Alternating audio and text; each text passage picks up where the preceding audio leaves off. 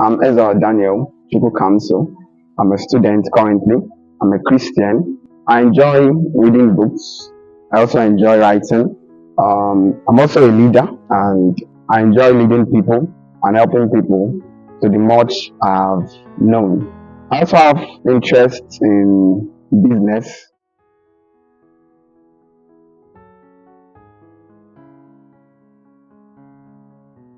I grew up from a Christian background, but I was born SU. I was born into church and several things. So I was a very good boy. Yes, several persons loved me and liked me. I also did so many Bible quizzes, and that helped me know a lot of verses and in the Bible. But I knew I wasn't born again. I knew I wasn't yet saved. Though I also came out for altar call on several occasions. In my church, in fellowship, in SU, several places, until J3. Yes. That was when I had a personal encounter with Jesus. That should be in a youth camp setting. I just finished my junior UNEC and I'd been at home all the while. So it was in that youth camp that I met Jesus, and so many things about my life changed after that moment. I could remember going back to school, resuming SS1, and several persons had a different notion about me then. They were not like, this guy is a pastor, this, that. That was how evident the change was.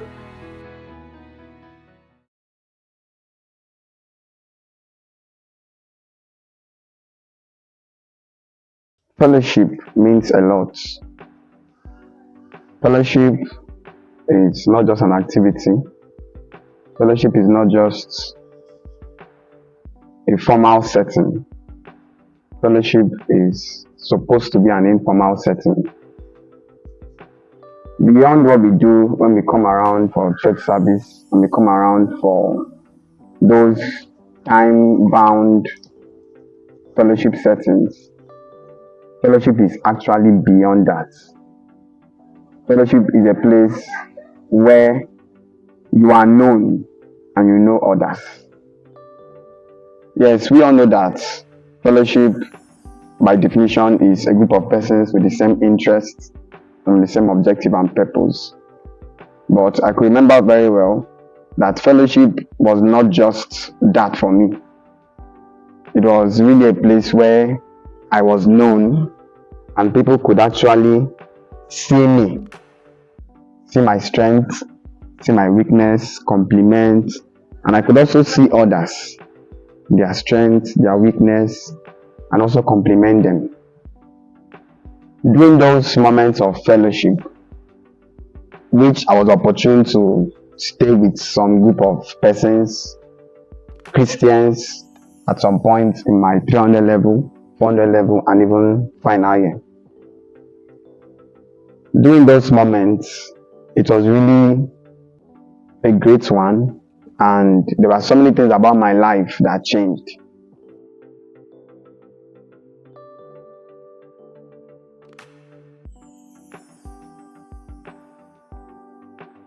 Yes, I experienced community living to a great extent. I had to see the bonding, I had to experience the love of brethren, I had to experience the care of brethren.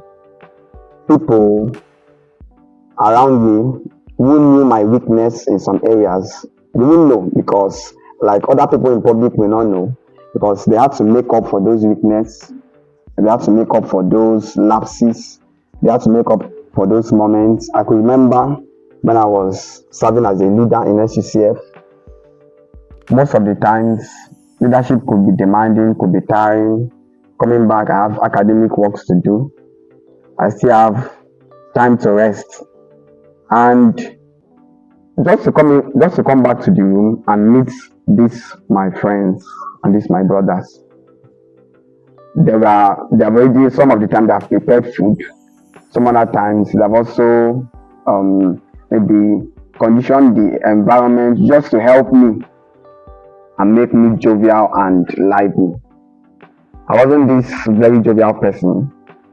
I was somehow reserved to some extent, but during those moments of fellowship, during those moments of community living, I could see my brother bring all he had to the room and we shared it together. I could also see the other person bring what he had and we shared it together. I could also see the other person was, I remember in my 300 level, we were 5, we were 4 in a room. We were 4. It was in 400 level that we were 5 in a room. And all of us were Christians, all of us were even SUCF members.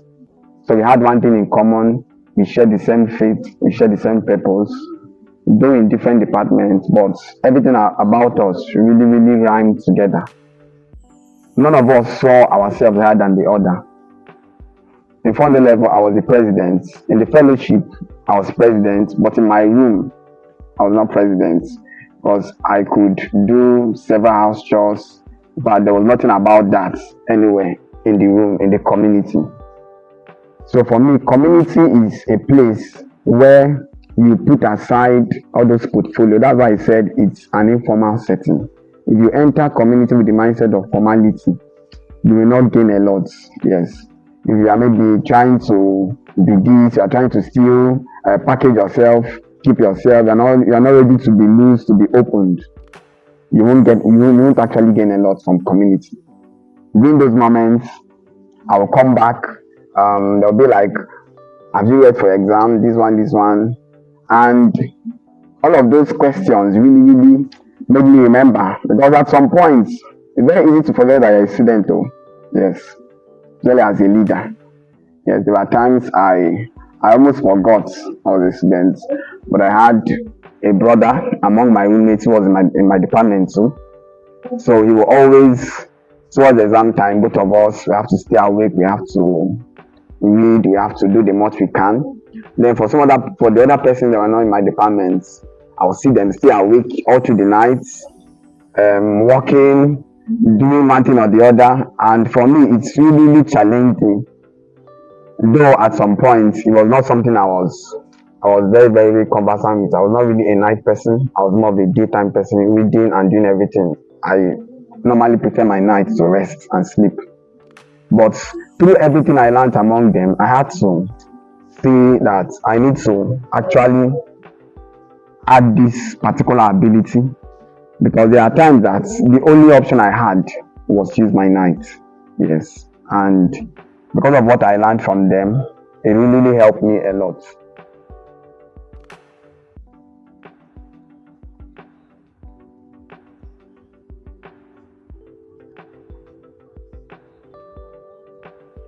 For my work with God, community played a very good role. It really played a very outstanding role in my life. In fact, imagine being in a room where everybody is an unbeliever. So you're waking up, this one is playing the video, this person is playing Whiskey and the rest of it. For me, I did not experience that. Although there was a time I later experienced it, because not everyone in my room were Christians. But for those moments, 300, 400, the atmosphere alone was heaven. It means that was heaven on earth, because I could do my quiet time, I could spend time with God in that same room. Some of the time I'm waking up, one of them I already started playing a song, and that song can be what will stick to my mind and stick to my heart all through the day. And those ones also spurred me to go into maybe searching more about songs and knowing more, even within those periods and beyond. So the environment, that community environment, really provided a good atmosphere, a conducive environment for me to grow in my personal fellowship with God. Aside that, I also learned so much things about the fruit of the Holy Spirit within that community. Some of my brethren, are, as I already stated, were more buoyant than I was, yes. And nobody withheld anything from me, yes. We are always ready to share, always ready to give, always ready to help. And I also remember they also did maybe compliments, things that just enliven your soul, something that will just help you to keep pressing and keep seeking to know God the more. And truth be told, I really enjoyed those moments. Yes, those moments of being just with my brethren, staying with them, cracking jokes, and all of those things. Those are my best moments. Yes, that was actually the real fellowship. So the real fellowship is not just those ones when we come, we sit down, neatly dressed, and then we tucked in and all of those. No, it's actually greater things that happen in that place of staying together, praying together, talking together. There were times we had heart-to-heart talk. Yes, in my room, we'll say, what am I doing that you don't like? What is this person doing that he doesn't like? So we all pointed it out, and it helped us improve. As I said, in fellowship and in community living, it really thrives if you are willing to open up yourself and if you are willing to be loose, so that people know you. I could remember it would be difficult. Let's say I have there are times my roommates will maybe take a long call. I'll be like, who is this person? Who is this person calling you? So it was as if that place of checking up, that place of knowing everything about this person, like we are just open to ourselves. That was just the point I'm trying to make. We are very open to ourselves. It was difficult to, as I said, we are brothers. So it was very difficult for a sister to come and capture the heart of another, of my brother. I we did not know. Yes, because that atmosphere made it difficult for you to hide anything. Yes, it made it very, very difficult. No matter the cause, no matter whatsoever happened, like even your mood alone, you could read your mood. I remember times I would come into the room and I just want to be on my own, not say anything. And then everybody will be like, Dan, what's going on? What's wrong? This one. And I'll try not to talk, but I just have to. So that was the same for every one of us. We had to open up to one another, and we had to learn, and we had to grow. So community really fostered my personal growth in God. I saw people cultivate, I saw people manifest the fruits of the Holy Spirit, not just the gifts. Yes, the gifts are very important, but in the community, I saw patience, I saw love, I saw kindness, and you may not really need the opportunity to maybe have the kind of experience I had by having same Christians and same brothers in a room.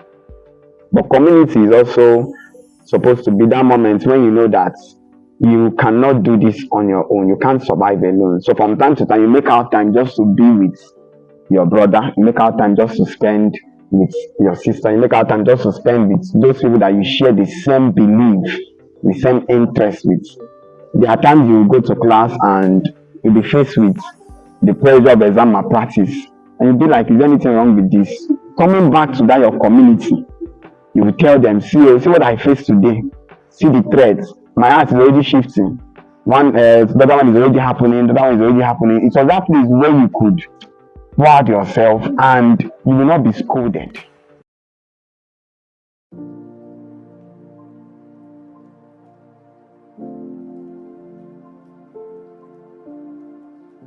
Because of the impact fellowship had in my life, I came to understand Hebrews 10:25 much better. The scripture that says, not forsaking the gathering of the brethren, as some are in the habit of doing. I said, as the day approaches. So for me, that scripture actually entails a lot. And the reason why God instituted fellowship is because though he made man complete to some extent, man is not complete in himself. And we also remember vividly that we are the body of Christ, and one person is just an individual member. So at best, what I am is an individual member. I can't be the eye and also the ear. No, I can only be the eye and not the ear. So that which I don't have, my brother, my sister, that's in the corporate fellowship setting, complements that for me. So God admonished us to ensure that we don't forsake the gathering of the brethren, because that is where his blessing, actually there's a measure of blessing that only comes to the body. Yes, there's a measure of blessing that you only find in the body. Psalm 133 verse 1 told us how good and pleasant it is for brethren to dwell together in unity. It is like a precious ointment flowing from the head of Aaron down to his beard, down to his skirts. That only happens in fellowship. I could remember one, I think that should be a Thursday or Sunday, I came for Bible study. That should be on a Thursday. And coming around, though I did not really want to come earlier initially, but after everything that happened and I stayed, God told me something. He said, when you stay in fellowship, beyond what you heard, beyond what happened, beyond what was said, there is actually something that happens to you just by being in my presence. There's something that you gain just by staying in my presence. We also know very well that the world is ruled by thoughts. The world is ruled by several opinions, several philosophies.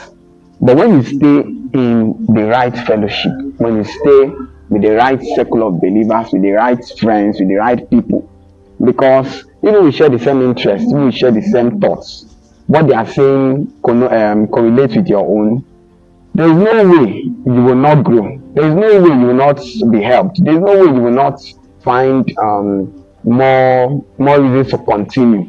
So several persons have had the option of backsliding just because they found themselves among a group of persons who did not believe in what they believed in.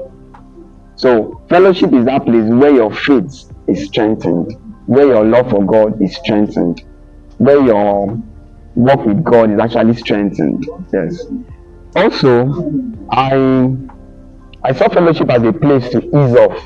Yes, let me use that word, to ease off, because there are days just going for classes, go for lecture, they say this one, you say that one, and very, very tired. Honestly speaking with you, I'm already, because most of my classmates, or some of them, not really most of them, some of them, we don't really share the same faith, and some of the things they did, I did not really enjoy them. So I was just waiting for that moment of fellowship where I would find relief, where I would see my brother again or my sister, and we will smile, we shake hands together, we get to talk, we get to know how far, how are you, how is God helping you, what are you seeing about your life next, where are you going to, and moments like that. So for me, it was really a place to ease off the stress of life. Yes, because that's actually what the presence of God is supposed to do for you. So when we spend time with God in fellowship, both on a personal base and also on a corporate level, we become refreshed. Yes, that's what I'm looking for. We become refreshed. There's something about you that wants to continue. There's something about you that becomes energized. There's something about you that gets awakened again. Those moments of fellowship are those moments of refreshing. They're those moments of outpouring again. There are those moments when dew comes again, and we know that the freshness and the greenness of a leaf depends on the humidity level of the atmosphere. So the more we spend time in fellowship with brethren of like mind, fellowship with God, our freshness gets better. We get to think better. Yes, I remember some of the time, maybe I was doing something, and it was not entering. And we have Bible study, we have fellowship, or even there was nothing about that. I would just have to close whatever I'm doing and spend time with God. After that, once I come back, everything gets awakened again. Better understanding, better knowledge, sound mind, all of those things are things I gained from fellowship. It's not advisable for a believer to quit fellowship with God, to quit moment of quiet time because of exams or because of a tight schedule. Yes, it's true that some factors may be beyond your control. Maybe you've not really prepared and the exam is so early, very early in the morning, and you did not wake up so early. Maybe you did TDB, you now slept, you did not wake up so early. Waking up, you just have to prepare for exams. All right, that may look understandable. Good. After your exams, will you just say, I've missed time for quiet time, I've missed time for devotion? You now go into the day and then continue the whole day. Even if that moment, that early morning devotion could not work out for these reasons and some other reasons beyond your control, you can tax yourself, you can make it a point of duty. After my exams, I must spend time with God. I must engage in fellowship before continuing with any other thing. That shows the level of priority you've placed on God, and that also shows that you've understood what fellowship is supposed to do for you. So regardless of the situation you find yourself, endeavor to see that the place of fellowship is not neglected, especially as we see the day approaching. Yes, because in this moment, a lot of things are happening. People tell you this one, so many ideologies, so many. But in those moments of fellowship, you still see your brother holding fast to the truth. You still see your sister believing that same thing, and something tells you, even me, that my faith is shaking. It means that this thing is still real. This thing is actually very much true. For this my brother to still be holding fast onto this truth up till now, then it means there's no reason for me to drop. There are times I've been discouraged. There are times I was not so encouraged of what purpose is some of the things I'm doing. But just the moment of fellowship with my brother, with my sister, just a moment of staying around, and something in me gets sparked again. Yes, actually, the life you received, the Jesus you received is a seed, is a life, and is inside you. And what one of the things fellowship does is fellowship is that place where there is a spark, something comes alive again. So even at that moment when it looks as if the whole earth is maybe after you, because a lot of persons say UNEC is after me and school is after me, no problem. Just find your way into fellowship. Something about the you that maybe you are now losing can come alive again. And once that happens, you see yourself being able to do the things you couldn't do before again.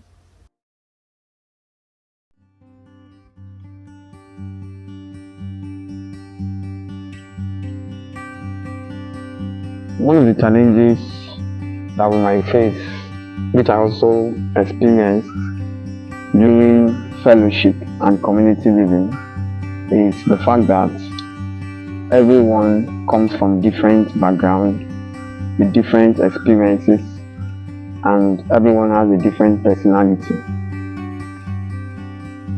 That seems as a challenge. That's also an advantage, because I said some things about it earlier, in the sense that that's what fosters community growth.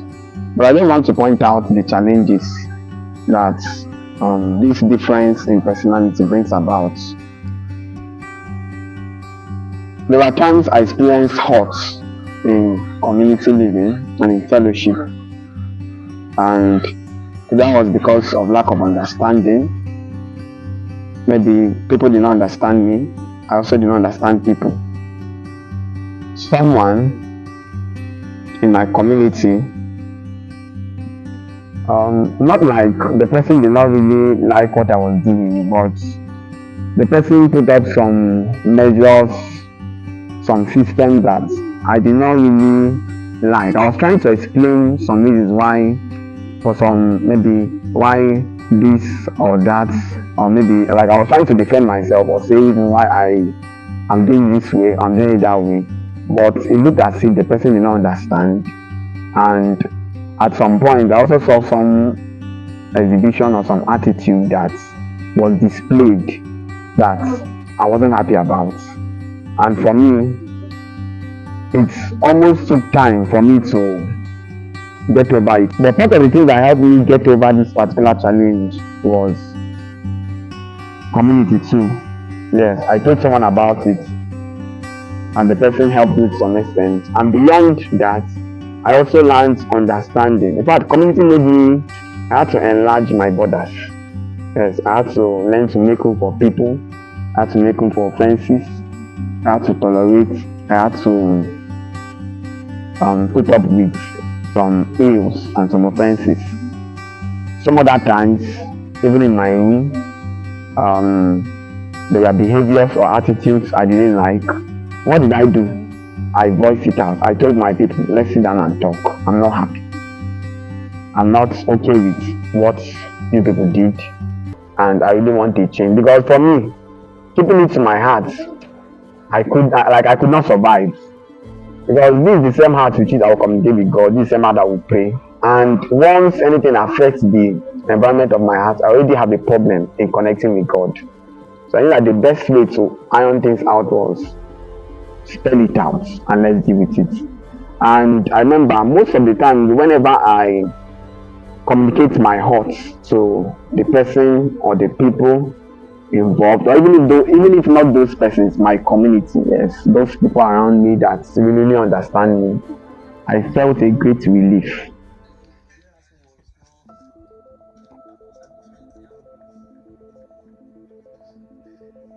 My candid advice to everyone who have once experienced hurt in fellowship, or if you still experience one later, is to first make room ahead of time. Make room for offenses. That's not going to be easy, but just trust God to help you have a large heart. Offenses will definitely come. It will come. But just be ready to push it over. Just be ready to put it aside. Some of the times, during those moments of offenses, part of the thing that made me not to be easily annoyed, except when it had pained me the most, was I always took it to heart that we are all humans and everybody has a weakness. So I saw myself as one who was also there to complement and make up for my brother's weakness, to make up for this flaw that he has. So if for any reason it's offending me, that I saw it as maybe this is a weakness, and I don't have to hinge on it and say, okay, just because of this thing this person did, when it now comes to handle a role in fellowship, and I say, this person that did this to me, okay, he will just be pretending outside, then when he comes inside, he will now be a lion or the rest of it. So make room for offenses. Have a large heart. Be willing to accommodate and easily get over offenses. Then another one I would say is be open. Yes, in your community, among those persons that God has brought you close to, be open to them. Something may happen and you find yourself in the same room or in the same situation with a group of persons. Be open. Don't keep anything to yourself. Don't hide anything from others. Even if you are the one who is alone, maybe let's say in the hostel you are alone in a room, still find a way and meet someone and tell the person, this is actually what I'm going through. I'm unable to read my Bible. There are times I woke up in the morning and the energy to really do the things of God was not there. It was not really there. There are times I felt like, let me just do something else. But be talking to someone, talking to my roommate, or being open about it really helped me. So endeavor and ensure that you are open. Yes. Don't always keep things to yourself. Don't always hide things from people. And then finally, I will encourage you in fellowship and in community living, be ready to learn. Yes, ready to learn. These are the things that will help you. Even during those moments of being hurt or feeling bad or feeling this or feeling that, still find a way to check in this situation that seems to be like this, what am I actually supposed to grasp from it? What am I actually supposed to learn from it? During those moments, you can actually find out that me that used to think I'm patient, my patience threshold is still small. Me that used to think I'm humble, I'm not yet that humble. So most of the time, when I saw myself maybe get angry beyond what people did, I now started looking inward. It could be that you are not yet that gentle. It could be that you are not yet that tolerant. It could be that you have these things to some measures, but not to a very great measure. Because in life you'll be stretched, you'll be pierced. So many things will like you'll be pushed to the wall, and what comes out of you is actually what is inside of you. So fellowship and community living is that moment when what is inside you will come out. The real person will come out beyond what people see in fellowship. The real person will come out. Offenses will find every way and do everything possible to bring out the real person inside of you. So as those things are happening, don't see it as this person is this person are that. Also look inwards. See, I got angry. Why did I get angry? See, I did this. Why did I do this? See, this was how I responded. No matter how much someone offends you, if you don't have anger issues, you don't have it. It's not there. But if it comes out, it means that actually it's there and you need to do something about it. So see that moment of being hurt as a period to learn, as a period to introspect and really learn from that experience, and not just be angry or maybe blame people.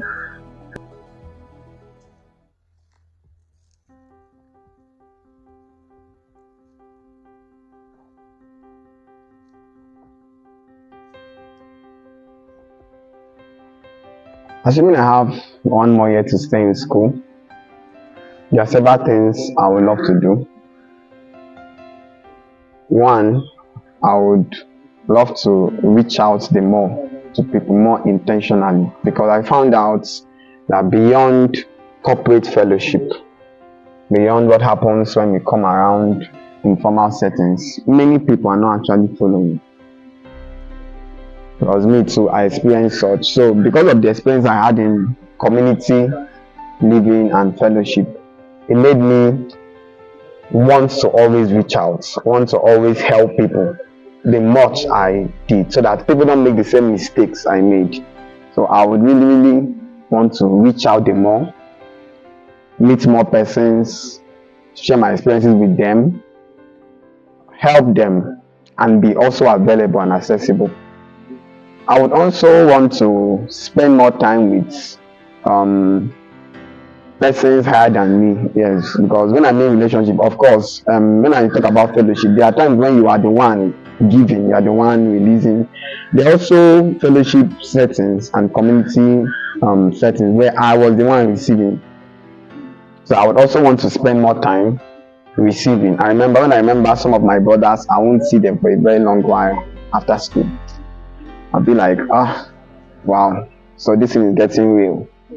So I want to spend more time, maybe if possible, stay in someone's lodge, just watch the person, learn from the person 2 days and the rest of it.